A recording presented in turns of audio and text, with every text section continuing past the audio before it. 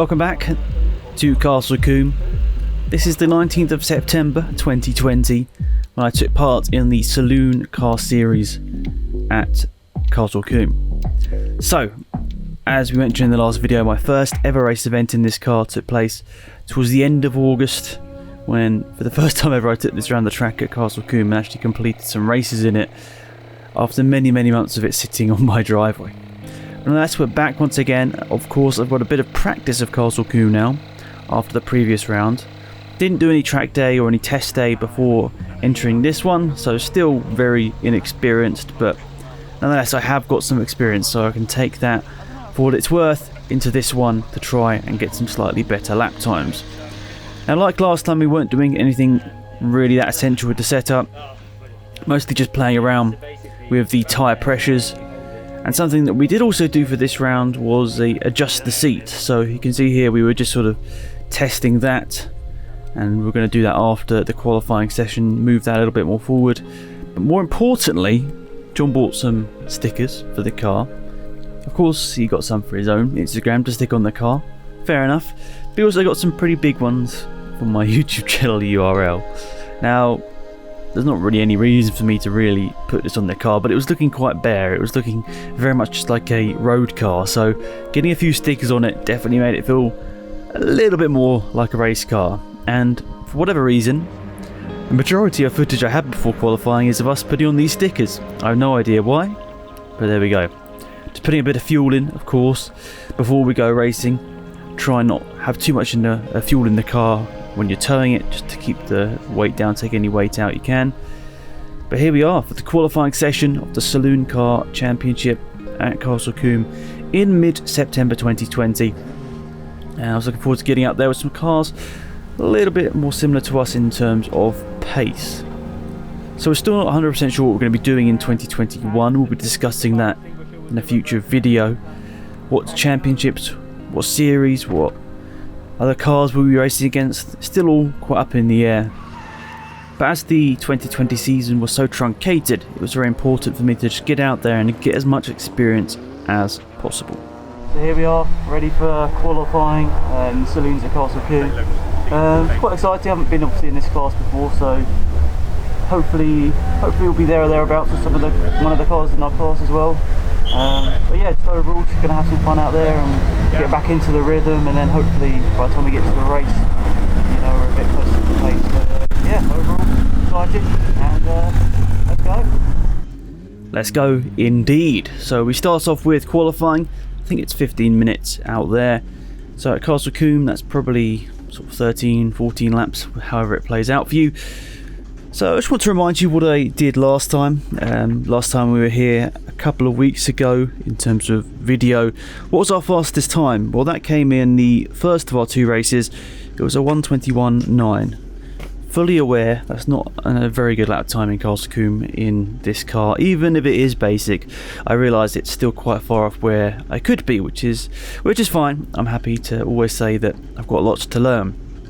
But we'll come back to that number a little bit later on in this video and just see if that progresses at all, because of course we're going to the second event, a bit more experience around this track. You know, even if you say within yourself you're not going for lap times, it's always nice to see improvement if there is any. So time to go out in qualifying here at Castle Combe. This was around 10:30 in the morning, so it wasn't especially cold. The track had warmed up after, I think, 3 sessions previously. I think we were the 4th of the day. A few other events, it wasn't just all Castle Combe Racing Club cars out there. For this one, there was a variety of cars. I think there was 750 Motor Club cars out there, some minis as well. There's a really nice variety. They managed to sort of squeeze into a schedule of racing action.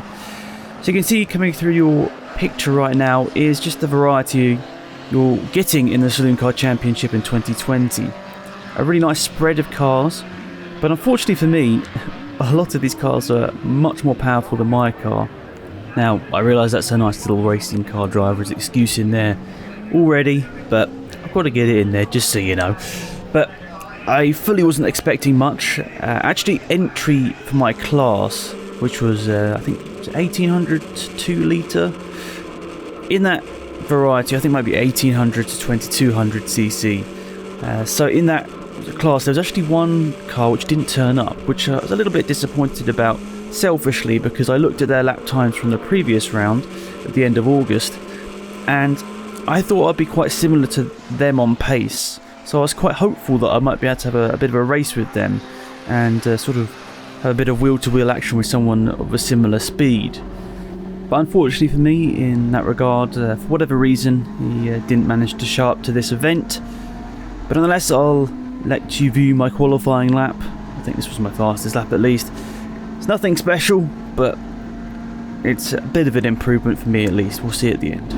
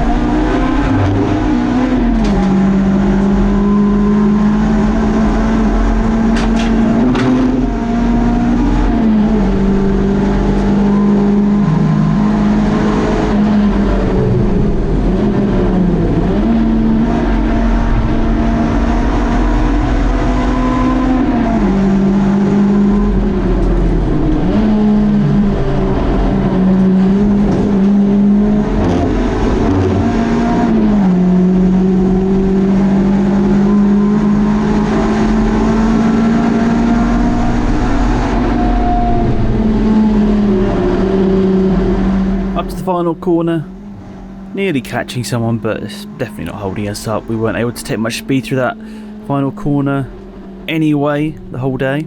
A little bit of a fist pump there.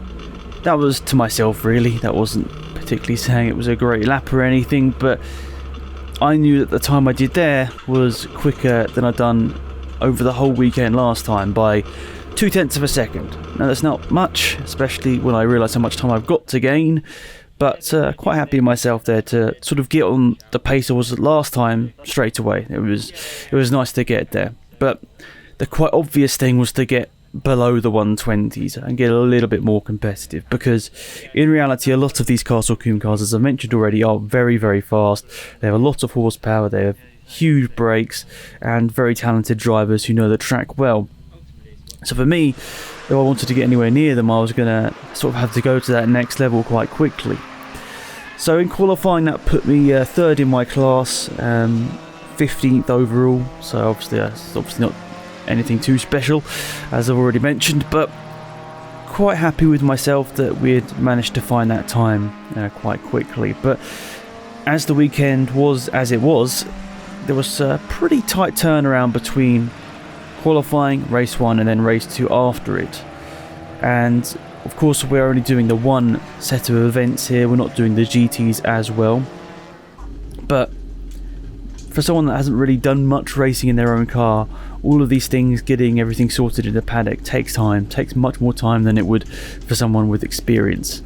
So it wasn't a close call, thankfully. The car ran faultlessly through these couple of weekends we did towards the end of 2020, but fully aware that changes will have to be made through 2021 at some point. But here we are, pulling out of the pit lane for the first race of the day, and for the first time for me in this car at least, I'm not starting right at the back of the field. Pretty much right at the back of the field, but not right at the back of your field, if you get my drift. So in front of us here we've got a Rapid Seat Leon. That was a Class A car. To be fair, there were 11 Class A cars. All of them, of course, qualified ahead of me, and I qualified 15th. So it's not too bad, considering how sort of densely populated that top class is. I wasn't too disappointed, because that top class has really, really powerful cars. And there was a couple of cars in my class, which was Class B, that were very quick as well. But Class A has some seriously fast cars that would destroy many hot hatches around the country. But there we are, that's the way it was, and I realised I might be in for a bit of a lonely race looking at the qualifying times. But the lights quickly went out after our formation lap and away we went. This was my first standing start in this car, so As you can assume, it wasn't particularly good. Of course, those cars in front of us have better horsepower, and we're going to be quicker off the line anyway, but this car to our left, an MG, did get a better start than us, and he managed to get past us down the run to the first proper braking point. But I said in my head, I don't want to get through this corner behind me. Obviously, I wasn't going to take any silly risks, but in my head I was like, I'm going to go for this straight away. I'm going to, if it's safe to do so, I'm going to go for this overtake. To try and get one in my system, because as you probably realised in the few videos I've had in here, I haven't really had the sort of pleasure of being able to take someone. It's sort of mostly been sitting in position in class. Haven't really done much overtaking. So you can see a couple of cars are behind me, and unfortunately one did get quite a bad start. It's a small Peugeot in the bottom class by himself. I'm not sure exactly what happened. Maybe he started from the pit lane, I can't remember for sure, but unfortunately he's quite far at the back of the grid. But he's running a lovely thank you NHS livery, which is very much appreciated, I'm sure, by all of the key workers. So this, I think, is my fastest lap from this first race. It's kind of hard to tell because I don't have a proper sort of V-box or a timer that sort of accurately tells me what my fastest lap is. All I have to go off is my video here and trying to select that through the timetable and time sheets that you get after the race. But nonetheless, I'm quite happy to say that in race number 1 we actually managed to go quicker once again, and once again beat our personal best, if you will, from Castle Combe. So in the qualifying session we did a 21.7, and in the race we went a tenth faster, so that was a nice little thing there. Nice tiny improvement, yes, but it was something to be taken out of this at least. And as I expected after the qualifying session and looking at the times, it was quite a lonely race. After I managed to get back past the MG into the first corner, I think I got lapped once by some of the top drivers in the fastest cars, but it was a relatively lonely race, not having to do too much looking in the mirrors because of course my car is a bit closer to the pace of the others in this category. So coming around the final corner, you can just see it's so clear watching this now, watching this back, just as you'd say a fan. You realise how early I'm backing off into the corners, how much more speed I could be taking through them, but as I'm getting absolutely destroyed in a straight line, I didn't really think in my head there's too much point risking it like crazy here, because I realised there's quite a big gulf in between my car and my skill level to the one in front of me in terms of pace, which I think there are a couple. There was a Mini, a Volkswagen, a couple of Volkswagens actually, just ahead of me in pace, and like a second and a half faster. But of course that's quite a substantial amount of time to sort of take out once you're sort of getting down to the last 5 or 6 seconds that you could be taking out of the car. There's a lot to obviously learn in myself around this track, even the one I've driven probably the most now. Still so much to learn, but it doesn't come quickly, and it's something that I'm just going to have to try my best to learn as quickly as possible, because of course I want to be competitive and I want to enjoy my racing. I realise I'm not going to be fighting for championships, but the main thing is to obviously have fun. So we're coming towards the end of this race here, and you can see what I did quite a bit of in this race. When someone was coming to lap me, I wasn't doing anything silly. I mean, just got out of the way as best as possible. I didn't want to sort of get a bad reputation for getting in the way of everyone. I was quite happy with myself through some of the corners when some of the faster cars came to lap me. I was able to keep up with them in a couple of the chicanes, but of course as soon as it got to a straight, I got absolutely destroyed, which is fair enough. But this, I think, is the last lap of this race. I was just getting lapped here by a really fast Saxo. It was actually in the class below me and managed to lap me.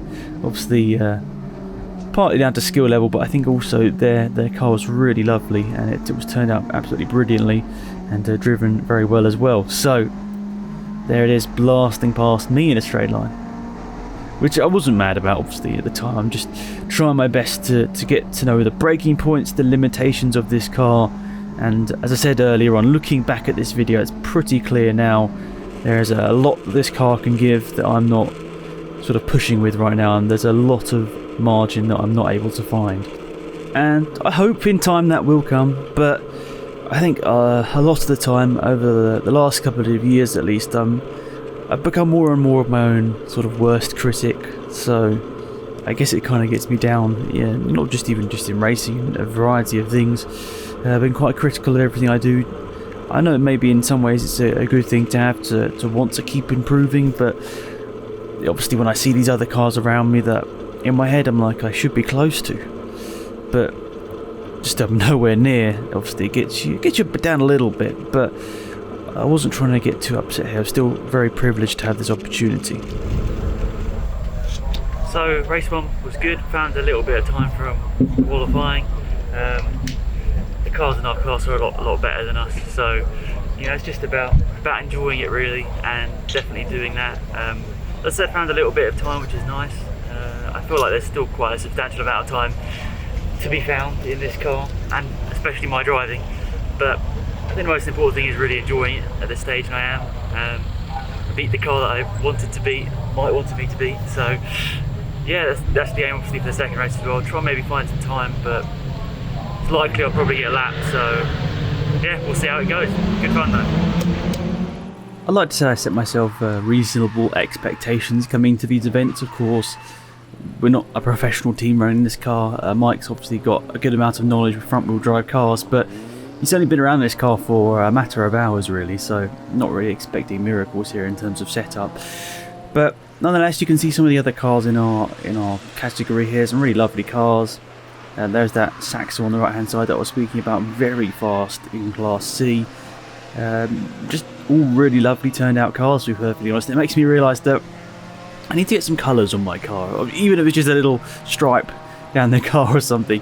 A lot of these cars have, even if it's still quite a basic livery, it's still something, and it's something that I need to do, and obviously get some more, hopefully, sponsor stickers on the car for 2021, which will mean championships, different championships as well. But as I record this, we're already signed up for the Type R Trophy in 2021, so there will definitely be some of those stickers on the car, so that's pretty exciting, and there'll be a video on that soon. But here we are, race 2 here at Castle Combe, my 4th race in this car in a matter of weeks, so obviously very busy for us, but the car was doing us quite proud here, considering we sort of just didn't have any setup. We just pretty much drove it as it was delivered to us, and very, very good stuff from Mike just to help us with tyre pressures. That helped us out quite a lot just in the early stages as well, but I realised in myself that I need to get a proper setup on it at some point, whether that be through a professional person that knows exactly what they're doing, or just sort of tinkering about by myself and Mike, maybe a few other people that know front wheel drive.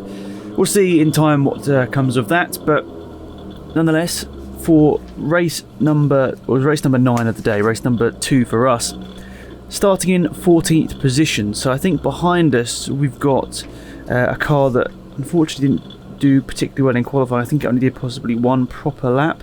I think it was a Seat, by the name of Blake. I think I'm right there. It's a yellow car. So he was behind me, even though I knew that for sure he was a lot quicker. So to our left hand side we've got the MG once again, and then just behind that we've got the Peugeot 106. So a bit like in the first race, I'm going to be in no man's land a little bit. The gap to the cars in front was a little bit too much. I mean, this car was run at ultimate speed, about the fastest a really good driver could do in it, for example. I think it would be able to keep up with some of these guys, but me being a newbie, I knew that for sure that I wasn't going to be able to keep up with some of these really quick cars. Even though, as I said, with the right person behind the wheel, probably would be able to just about keep up. Because from what I know, I think this car can at least do a 1 minute 17 around this track in the right hands. I think the lap record in Type R Trophy is a 118. I think it's a high 118 as I record this. So I know there's about a second or so to find, or a couple of seconds there to find, but ultimate pace still a little bit far off. But there's a couple of things we can add to the car. We can add a front splitter, which we didn't have this year, so that would be something that we put on. Also, I put in a sort of seat bracket for the passenger seat. Now, I know it's only going to be a couple of kilograms, but it's something that obviously could save us a couple of kilograms. And something else that could save a couple of kilograms is getting a little bit lighter. Not that I want to get too much, because I realise you need to have some strength in you whilst driving around the track. So here we are, race number 2 for us here in the Saloons. We've got an outboard shot here. You can see myself. That yellow set didn't take to the grid by the looks of it. Not an especially great start once again, but of course the horsepower of the other cars kicking in quite evidently there, but obviously not a particularly good start. I think we might see this the MG come to our left hand side. Maybe I got a good enough start that wasn't the case this time. I realised in the first race he was much better off the line than I was, and even though of course that car has a lot less horsepower than I do, it managed to be side by side with me down to the first corner. But I think just about hanging in there, getting around the sort of first couple of corners here at Castle Combe, and I realised the cars in front are already sort of flying off into the distance and already having their own battles, but I got ahead of the two cars, or stayed ahead of the two cars I should say, that I wanted to make sure I was definitely ahead of, and then it was just all about sort of hot lapping, because I realised in myself, unless there was a crash or a carnage in front, I wasn't going to be gaining up any positions. So I was pretty content within myself of just setting better lap times and trying to make sure I sort of get dialed in with this car and try different techniques in terms of cornering, gears, also braking at certain points, different lines. I guess when you're in this sort of scenario you can learn that. So as mentioned, it was a bit of a lonely race unfortunately. I think the action on this lap I'm going to show you here is when a couple of guys came past me, so you'll see how fast the top class A cars get up to by the end of this straight. Absolutely flying. I think one of the Astras in this race, I think it's the yellow one, is in my class as well. Really, really lovely turned out cars in the Castle Combe, all of the categories to be perfectly honest. So they're flying away in front of me, and I wasn't trying to get too worked up about that. It was luckily for me in some ways a bit of a smaller grid than what I would have been expecting in a quote unquote normal year. I think we had probably about 20 cars at maximum. A couple of them didn't finish the races, so it was, considering Castle Combe's not exactly the biggest track, it was kind of good to just get that track time by myself, driving around the circuit. So I was generally quite happy with myself in terms of the improvement. So in the qualifying session, I managed to get a 1 minute 21.7, so I think that was a little bit of an improvement on last time. And then in the first race, as we mentioned earlier, obviously a 1:21.6. But in this race, race number 2, I was happy with my improvement. So we managed to get into the 1 minute 20s for the first time. Once again, realised that that's a long way off where this car can potentially be, but into the 120s with a 120.8, I was actually quite happy with myself to see that improvement. That's a big chunk, isn't it? 0.8 of a second from the first race to the second race, and when I realised I can make that much of a step between sessions, it kind of makes me realise, okay, there's still a lot that this car can still give. So I had a bit of lapping for myself there, getting past the 106 and the MG.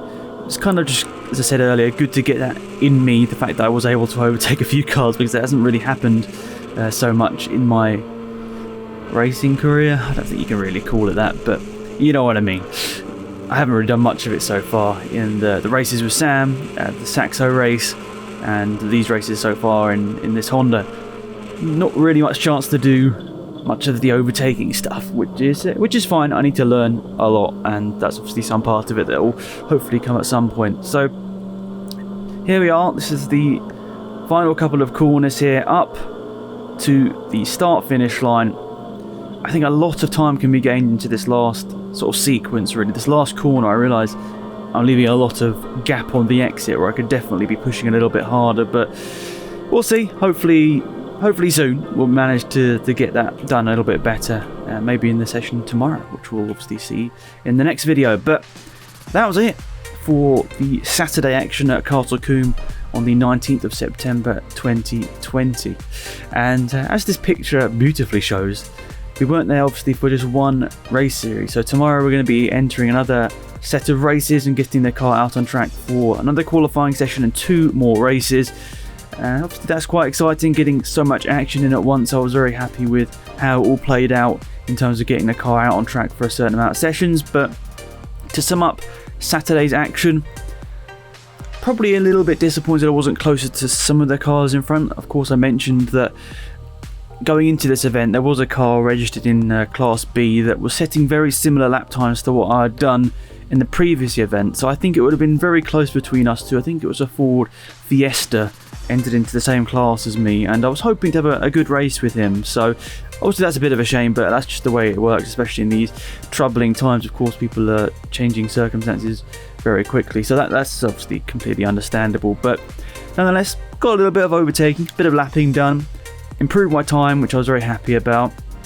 I still realised the ultimate paces probably at least around Castle Combe, maybe 1.52 seconds away, and I know a little bit of that will come through setup, but a lot of that will come through experience and just generally getting better. So nonetheless, happy with the improvements we made on the Saturday, and of course that put me in a positive mood going into the Sunday, where, as I said, we've got a lot more action to come. 3 more sessions for this car out on track, so it's a busy one for this car. I mean, I'm hoping to do equally busy weekends in 2021. Of course, we don't know how that's going to play out, but I'm hoping to run this car as much as possible over a weekend.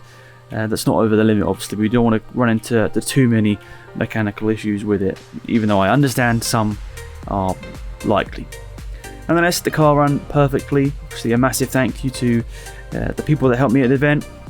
John taking the video and the pictures, my dad and Mike there as sort of support and mechanical support as well, so that was very good to keep me in the right mindset going into Sunday, where unfortunately Mike couldn't be to help us, but we were in a decent place. As I mentioned, we'd gained a significant amount of time, about nearly a second over the day from the qualifying session to race 2, so that put me in a positive mindset going into the Sunday, where I realised once again we're a little bit out of depth in terms of what class we were in, but still an exciting time to learn the track and hopefully get a bit quicker. So we'll see you soon. Thank you very much for watching, and hopefully you enjoyed. Goodbye.